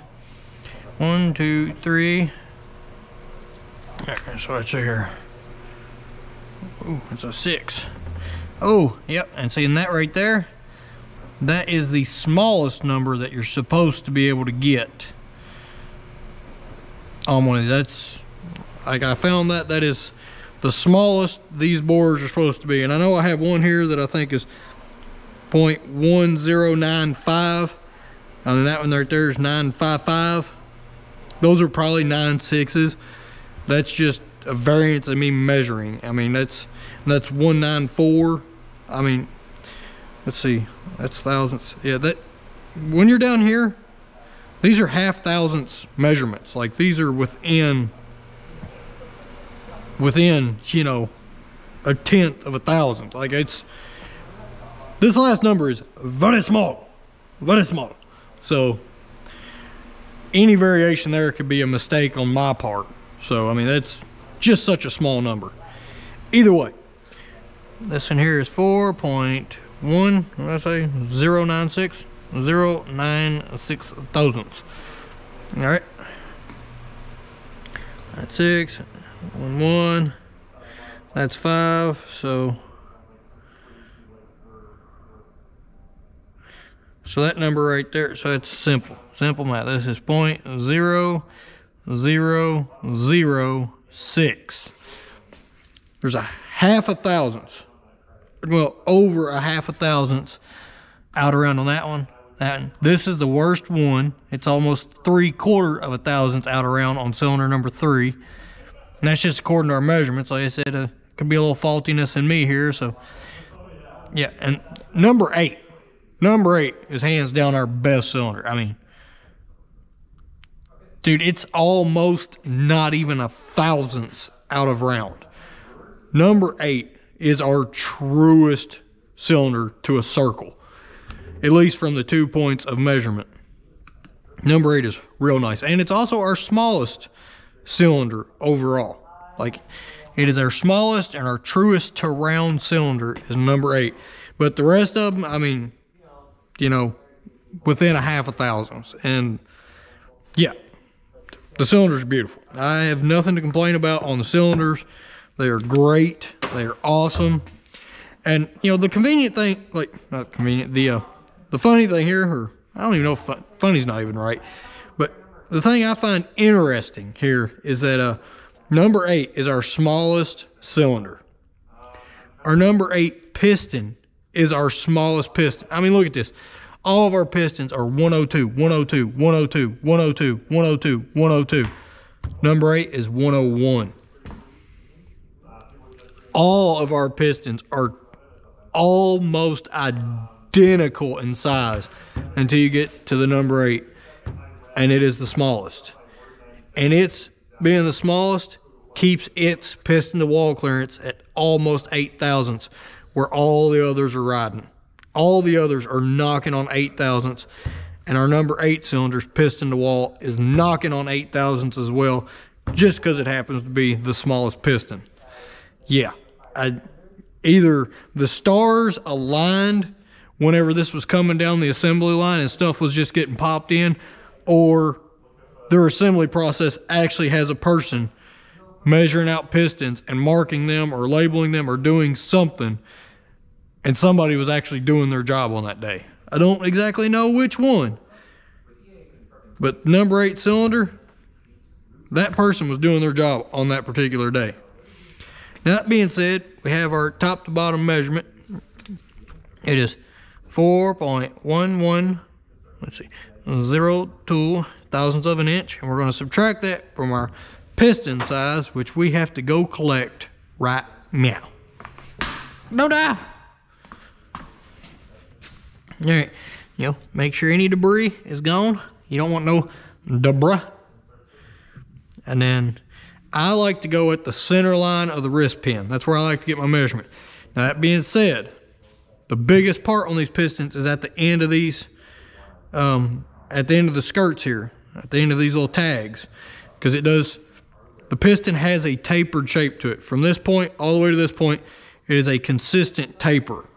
The piston is. It is a conical piston, I guess you could say. Conical, whatever. This is the widest part. But like I said, I measure right here at the piston pin. And that being said, once you take this measurement here, it's only like 1/1000ths different, which I can show you from the number 8 one. We did a bottom of skirt measurement on number 8. That's 6/1000ths. That's 8/1000ths. Okay, I lied. There's about 2/1000ths difference on the number 8 piston. And we'll even check this one. We'll see how much bigger this one is on the number 1. So then we got, 2 sample size of 2. I know, guys, I'm just rambling, but I can't help it. I'm so excited. I love building engines. It's so fun. All right, let's see here. And the aluminum creates a little more drag on your steel components. So keep that in mind. Get my brake ready there.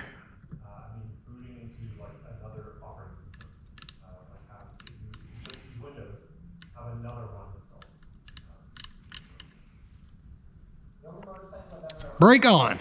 All right, so let's see here. Our skirt measurement is 4.1. Yep. Then point. Let's see, 1, 2, 3. 003.000.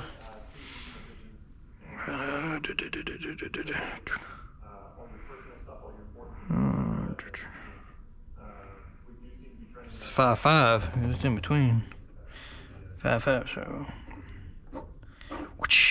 4.10355 is my measurement on that pistone. So let's put this up here. So this is our biggest piston. Number 8's our smallest piston. Number 1's our biggest piston. Ain't that something? Then again, I gotta measure it wrong. It's hard to say. But it's still gonna be good. We got the tolerance for it. Let's see what I say, 5. All right, now let's go down here and measure this bottom one real quick, just so we can see our difference there.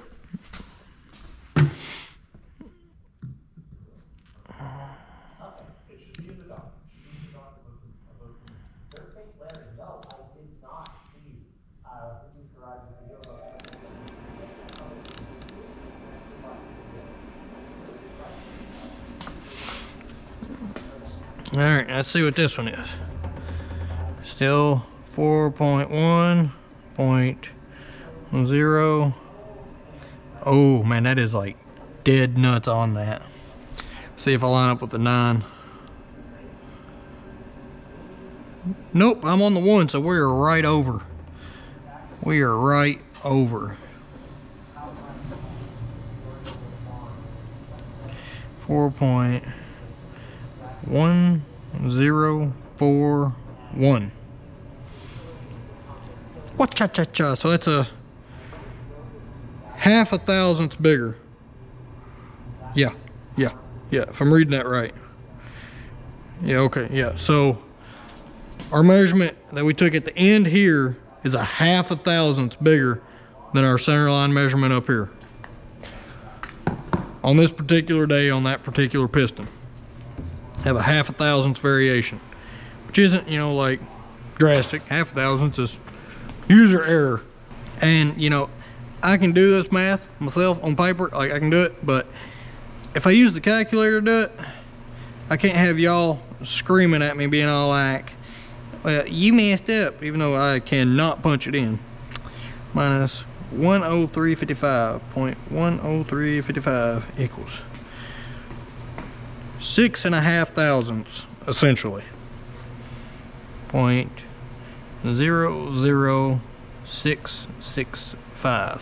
Just over 6.5 thousandths. And so where the bottom of it is 0.5 thousandths bigger, that means at its tightest point at the bottom of the skirt, our clearance is right at 6 thousandths of an inch. Which checks out for me. I ain't mad about none of that. I'm done rambling. I'm gonna jot this down up here, and then yeah, now y'all actually get your way. We can put pistons in it, okay? We will put pistons in it. Calm down. Ah, I'm so angry, all of y'all. The time is upon us. The time for number 1 to make its entry into the block. As you can tell, all the others are in here. It has been completed. It is done without fault, without fail. I am happy. All we have to do is get this last one put in, and then all the pistons are installed. And then it just goes on to, you know, getting other stuff clean, getting other stuff done and put in. But yep, we're at a good spot right here. I like it. And without further ado, let's get this one in. I'll show you my process. It may differ from yours. It may differ from what you've seen. I'm not sure. It's hard to say. But it's the way I'm going to do it. It's the way I have done it. And I haven't had any problems. So, to each their own. If you like the way I do it, you're more than welcome. If you don't, you're more than welcome to criticize. We can have a discussion about it. But I digress. Let's dive in here. Let's see here. What do I normally do first? I don't even know. Oh yeah, oil. You need lube. The lube that I choose to use is the same lube that you're gonna put in the engine, which is motor oil, which is 1540. It is a great lube for such things. I just put some on the piston, give it the good rub in. Oh yes, a good rub in. Yep, and then I make sure all the rings get a couple rotations. That way I know all the ring lands are nice and lubed up.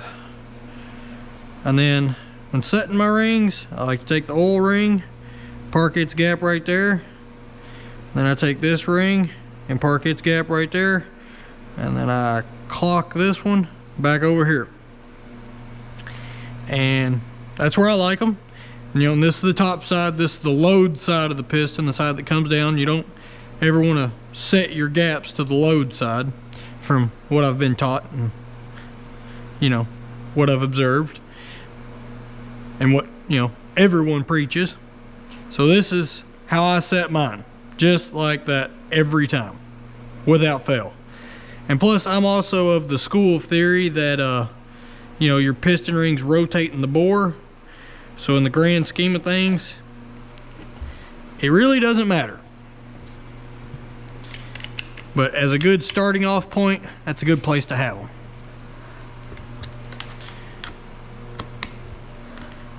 And this is not my favorite piston ring compressor, but it is what we have to work with. Maybe one day when I've made it big enough, I can afford to have those custom tapered ones for every different bore size. But as of right now, that will get us there. And that we have that on there, we can bust off this cap, put it on chooch. There we go. And now since these caps are so firmly affixed, we will go to the vis, with our soft jaws installed. Give it a little clamp, not too much, and a little wiggle, wiggle, wiggle, wiggle, wiggle, wiggle, wiggle, wiggle, wiggle, wiggle, wiggle. Oh yeah, right off there. Beautiful thing. And let's see here. Oh, we're on this side of the engine now. Just got done putting the other side together. See, our crank is here, so our bevel needs to be here because we're going up against the crank with this side of the rod. So make sure your bevel, chamfer, whatever you want to call it, is on that side. Our cam marking is this way, so we have everything assembled right. My hands are extremely lubed up. All right, and then see, I always leave a little bit of my skirt exposed. Typically I leave more than that, but that's enough. Leave a little bit of my skirt exposed so that way the piston kind of lines itself up. Hammer. Make sure it is clean. Give her some wax. And work your way all the way around till it's fully seated. Nice. And just give her some love taps. Now, you may hit the crank with the rod, one of the weights. You want to have the crank rotated away from you, as far away as you can get it. But the rod might hit one of the weights because these rods do have some play in them. In this particular case, we did not. And it's that simple. You got a piston in the hole. Pistione in the hole. Yep. Everything looks good.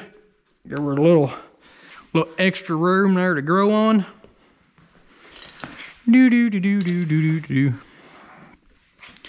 Hooah! Hooah! Let's see, I take her about there. Snug as a bug in a rug. All right, clean paper towel. This is your last chance. Make sure your crankshaft is spotless and has no debris on it before you,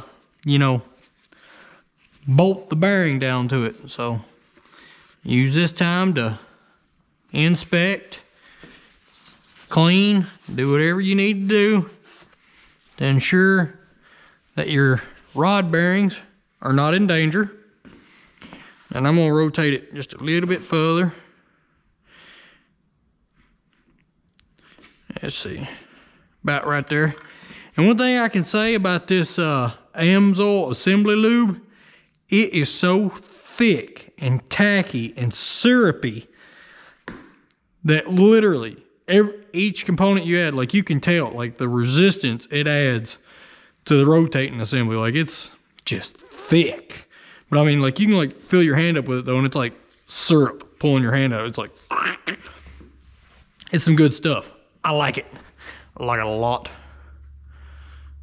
Yep, straighten up that rod a little bit. Hurrah! Hurrah! Let's see. And let's see. Right now is your last chance to make sure your bearing is sitting in your cap right. And it is. Assembly lube! And just in case you are wondering, it is the bearing that is touching the surface. The nice soft bearing, and it's not the rod. So with that sitting there like that, it will not scratch said journal surface. And I just pour some lube in there.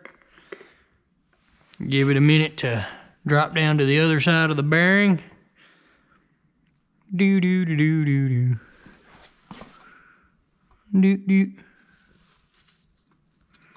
There we go.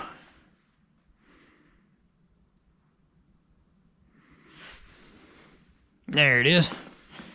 And you just seat it. Simple. Now we get the cap.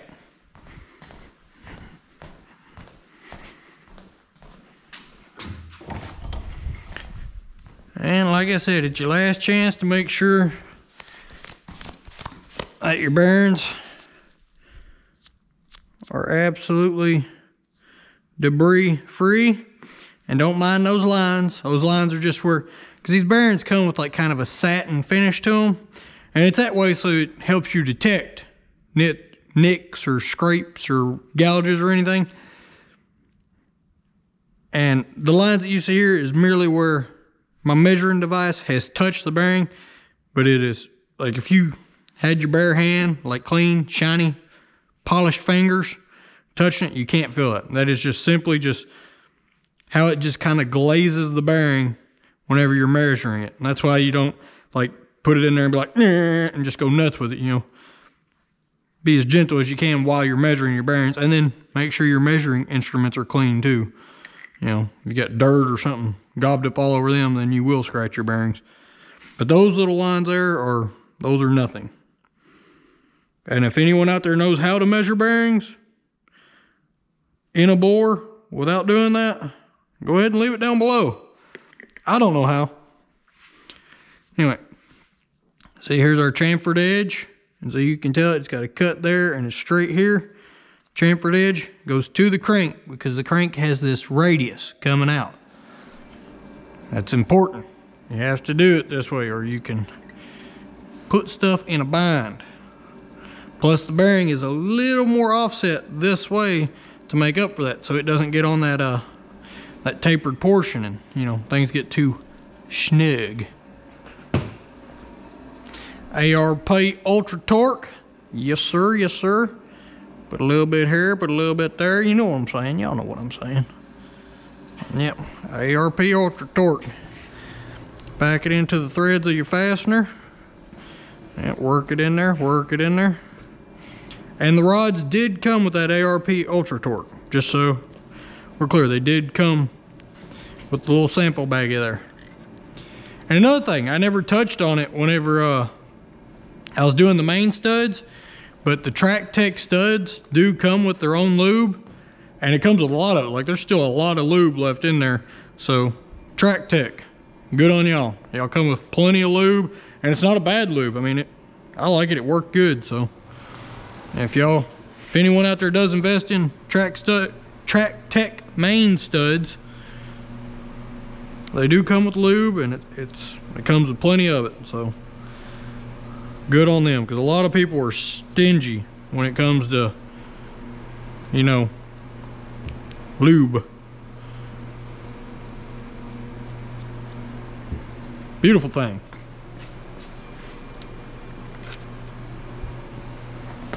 All right, get a little bit of the slime off of me.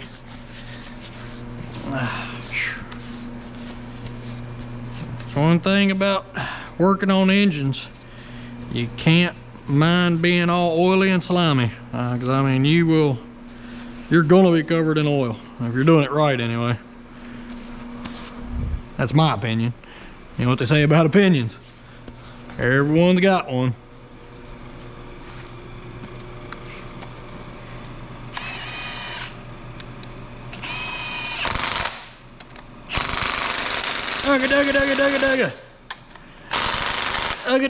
Dugga. All right, send it. It's good.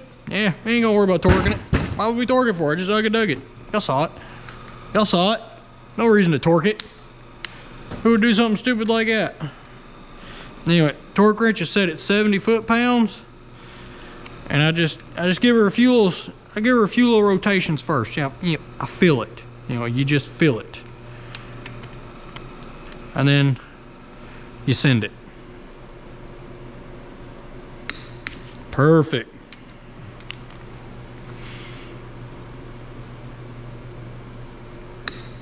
Perfect. Perfect. Remember, smooth. Smooth is key. And there we go. We are all torqued up. And then I can't hold on to this thing because I'm so slimy. Untorquify my torque wrench. Always remember to wind down your torque wrenches when you're done with them. All right, and there it is. Boys and girls, ladies and gents.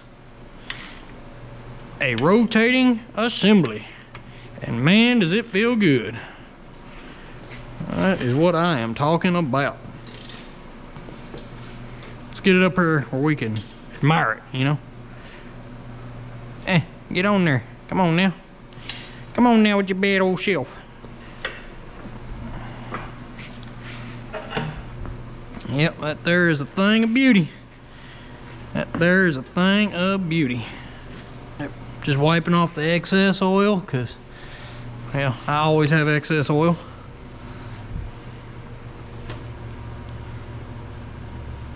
Man, that's nice, ain't it?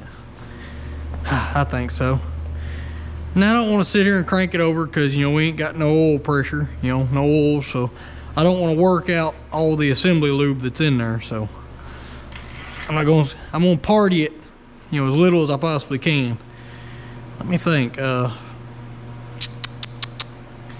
trying to think if there's any reason why we can't put in the lifters. And, you know, I'm drawing a blank. So, yeah, let's put in the lifters. We can do that. I mean, they've been soaking for weeks. And there's still bubbles coming out. How dare y'all? Anyway, what we have here is a more powerful magnet. Maybe it will be up to the task of putting in the lifters.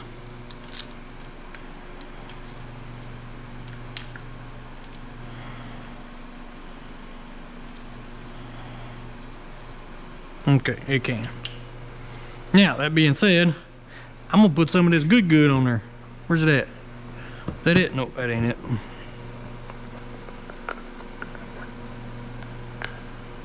I told y'all, building an engine's messy business. Alright, put a little bit of this thick sauce on there for added insurance.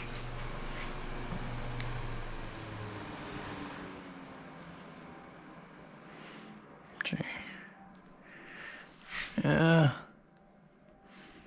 Alright, the oil hole's on this side, so I'm gonna put it so it don't matter. Yeah, it don't matter. Yeah, because it holds it like this, so unless you just have real bad OCD, it don't matter. Ah, beautiful thing. Thing slid right in there and felt amazing. Okay, all the lifters are in, all the retainer plates are in. They're torqued down to good and tight. And we're almost done with the bottom end. We gotta do our piston protrusion check. The spec on these are, from what I can find, is 10,000 to 35,000. So if you're anywhere from 10,000 all the way up to 35,000, you're in the clear. So, and I've ran through all of them and checked them all, and we're good. They range from 30 thousandths up to, forgot my very top one, I think it's 33. Yeah, let's see, my lowest one is 30, I got two at 30 thousandths, and then my highest one is 32.5 thousandths, and I've got three of them at 32.5 thousandths. So, I mean, they're all right there. They're all within thousandths of each other, so they're good. They're not over the max spec, but they're about as high as you're allowed to go. So, hey, maximum compressione. I like that. And and see, we got that to do, and then we got to rotate it over and check our tolerance in between our rod and crankshaft. We got to check that that end gap, you know, because you got your connecting rod, then you have the crank, and you have to make sure you have the proper gap in between the rods and the crank so it's not too tight.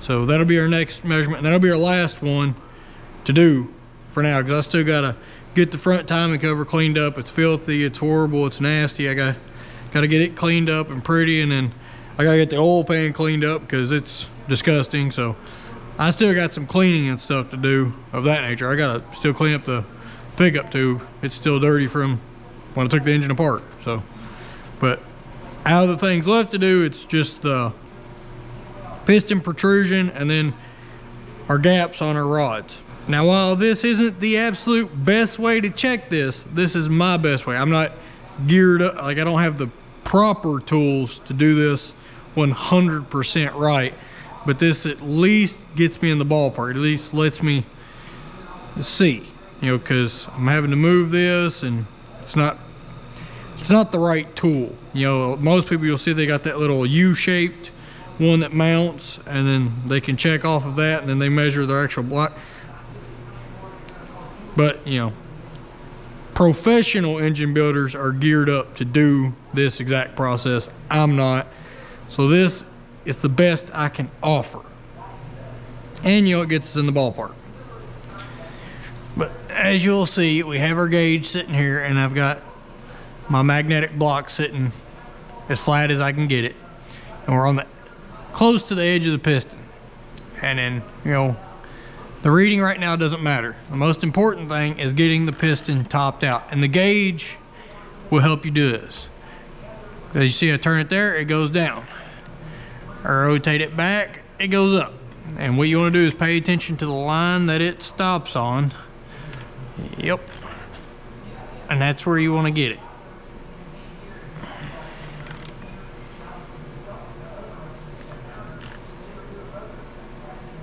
Because you want it as high as you can get it.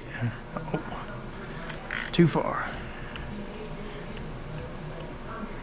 Right there. That's as high as it'll go. And then you just take your gauge and zero it out. Like I said, this isn't exact, but it at least lets you know where you're standing. It's what I got to work with, okay? That's what I'm trying to say. And then see, you just gently slide it off of the piston. And then you take your reading. And I see my block fell off this corner here, and I think that's affecting me. Plus, this isn't the exact spot I had it when I took the last measurement. So you have that to work with.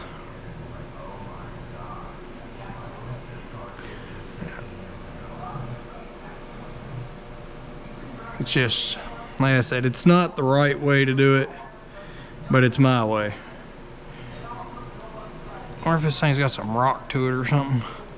Because on that side, I'm getting a bigger number. I'm getting 35,000. And then see, and that's another thing. It depends on where you have it mounted. Last time I did this one on this side.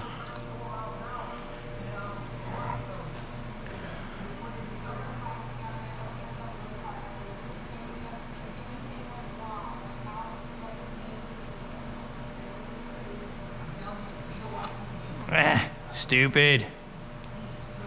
Yeah, see, 32 thousandths, and that's the measurement that I'd got on this cylinder before, and I checked it up here on the front before. I was just trying to slide it back to give y'all a better visual representation. So our deck surface probably isn't 100% true, and I'm not really concerned with that because of the style gasket we have. It's a composite gasket, you know, it's not an MLS gasket. And then we got studs, and I'm over torquing the studs, plus we're going to do a hot retorque, and those composite gaskets are a little more forgiving than an MLS gasket just because of the way they are and how they're made. They can soak up a little more of this and that. But that is how I checked my piston protrusion. Like I said, it's not the right way. It's just what I got to work with. And like I said, I fiddled with it for a while, back and forth, moving it around, getting the magnet to the best place and just really fiddling with it. And I got it setting in a place on each one where I got consistent measurements from front to back. So it's as right as I can get, and it's within spec. So, and even the wrongest number I got, like the most far this way or that way numbers I got, were all within the spec window. So I don't have anything atrociously wrong. And with everything else checking out up to this point, I just have to imagine that nothing is severely wrong. All right, I like to get the journal up as far as it'll go.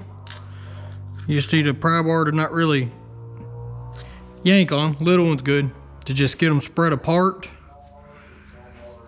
And then you find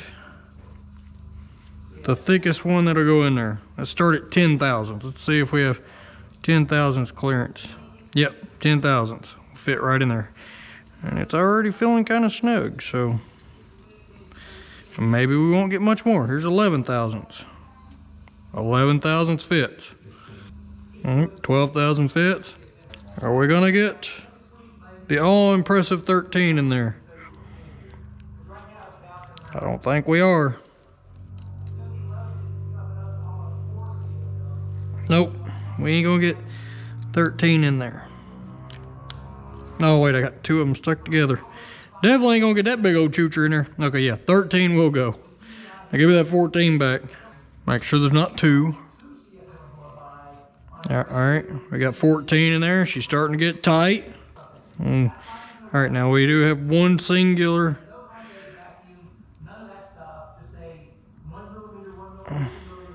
All right, yeah, no, because you have to try way too hard to force that in there. It will go, but you have to force it in there.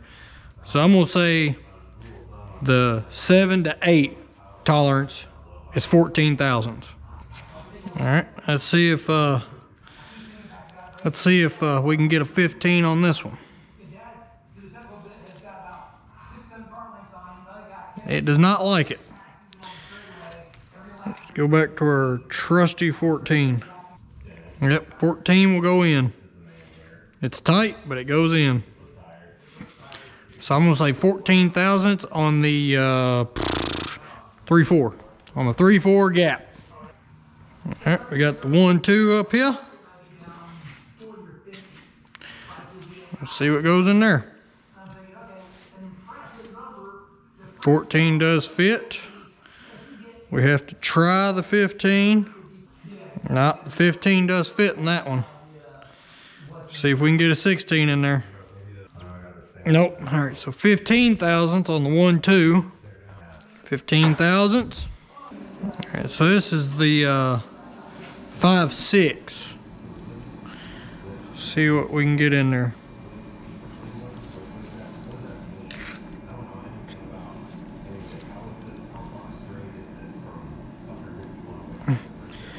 All right, 15 fits, but it's very tight. So 15, and I wrote one number down wrong over here, but it's 1/1000th off, so we'll just swap them places. 3/4, well, if I can put the right number of zeros in there. Wow, that just make it a 0, 1, 5. That's terrible. Anyway, those two right there need to swap, but essentially 14, 15 thousandths is where our side clearance is on our connecting rods. And that's entirely acceptable. I like it. I'm happy with it. Let's roll this thing over. And I think that's gonna wrap us up on this episode. We've covered quite a bit of material. You know, there's a lot of intricacies and measuring and stuff of that nature whenever you're trying to put one of these engines together, especially in the bottom half. Bottom half's it piles a lot on you real quick. But I'm gonna wrap this episode up here, because like I said, I still got some cleaning to do for the next steps, you know, before I can get the next parts on. I still got to do some cleaning up and dressing up and stuff like that. So we're just gonna go ahead and close this one out right here, and on the next one we'll get the pickup tube on it. Well, we'll get the front timing cover, the pickup tube, the oil pump, the oil pan, and I'm going to say we'll probably get the heads bolted on it. I don't know what else we'll get in that video, but we'll probably get to that point in the next video. I'd like to thank y'all for stopping by. If you would, leave a like and a comment down below. And if you think I've earned it, hit that subscribe button. It really helps us out here. And y'all have a wonderful day. See you on the next one.